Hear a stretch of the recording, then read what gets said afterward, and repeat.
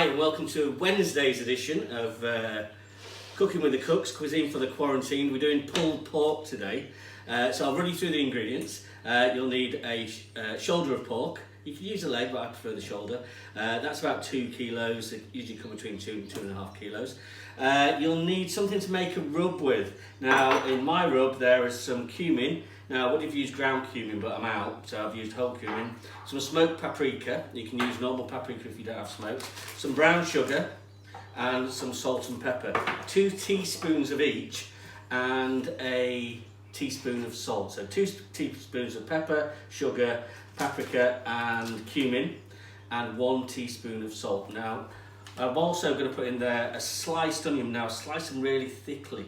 Now, this is to sit the pork on when it goes into cook, and some foil to cover it if you don't have a lid. So I've set the oven at 130 fan. You can set it on 150 if it's not fan gas mark 2. This is going to take between 4 and 6 hours to cook, so low and slow. It's going to be absolutely delicious when it comes out. The first job I've got to do is coat this in the rub we've made. So come back in 2 and we'll get it. Okay, we've got the rub all over it. Don't worry too much if you don't get it on the rind side, as long as you get it on the meaty sides, because that's where the flavour's going to take. You'll need a baking tray or an oven dish. I'm just going to put the onions in the bottom and sit the pork on it. And what I didn't say is you'll need some sort of liquid. Now, ideally, you'd use cider in this recipe, but we don't have any cider in, and I'm not nipping out to get some. So pop that on there. So I'm just going to use a little bit of wine that we've got knocking about. You could put beer in with this. It's just basically some liquid, so that it all steams up and makes it nice and tender. You could use apple juice in there if you fancied. So I'm just going to cover this, and that's it. That's the preparation done. So make sure it's covered well, because you want that steam inside. Start cooking that meat. So 4 to 6 hours on a really low heat. Like I say, 130 fan, 150 non-fan, gas mark 2. We're going to pop that in. We're going to check it every couple of hours. So after about 4 hours, keep checking it, and you're looking for that meat to be nice and falling apart and tender. I'm going to bob this in the oven and go sit outside. See you in a bit. Right, welcome back. We've had 5 hours in the garden. I've checked it at about 2 hours and 4 hours. I've put a little bit more wine in. We're going to grab it out now. Bear with me a second. Oh.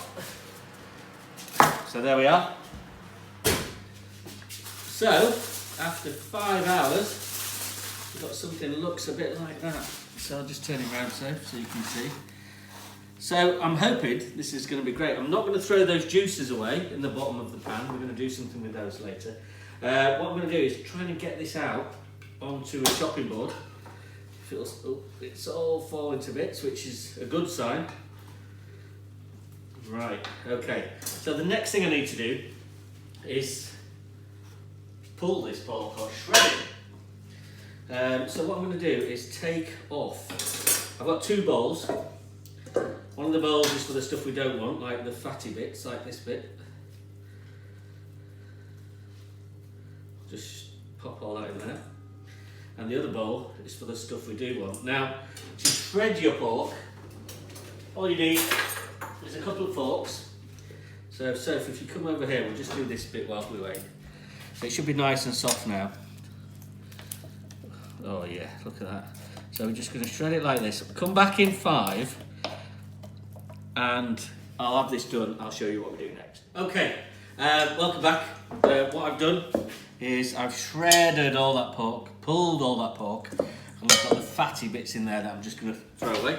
So we've got all that, but we haven't finished with it yet. What I've done is I've put the pan that it was cooked in back on the stove with a little bit of water, and we've got all those, come over here Seth, all those lovely cooking juices, 5 hours worth of cooking juices that we really don't want to throw away. So I'll pop that on there.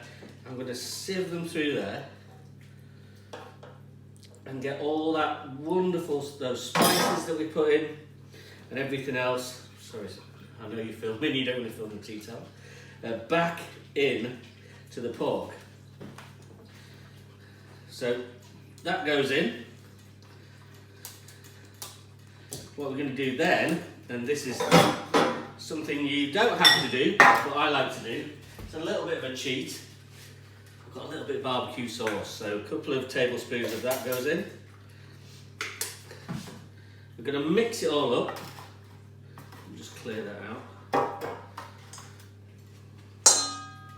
We're going to mix it all up. Come on, Soph. So we've got this absolutely lovely, flavoursome pulled pork, and we're going to pop it back in the pan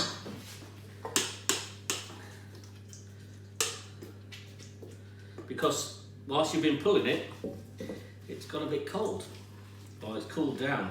So now we've got this fantastic, and it gets a bit messy, this fantastic pulled pork. We're going to pop back in the oven just for 10 minutes to warm through whilst we get all our other bits together. So come back in 10 minutes and we'll start serving it up. See you in a bit. Bye. Right, the pork's just about to come back out of the oven. You can leave that pork in the oven on a low heat for a couple of hours if you want. So, you know, don't be afraid of making this happen before you need to eat it. Just going to get it back out of the oven. I'm going to pop it in a bowl. All that glorious flavour.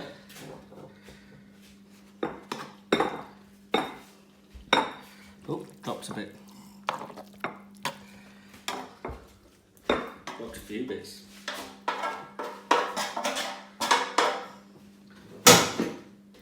Oh, look at that, Soph. Right, we're going to bob that on there. Come and get a load of this, Soph.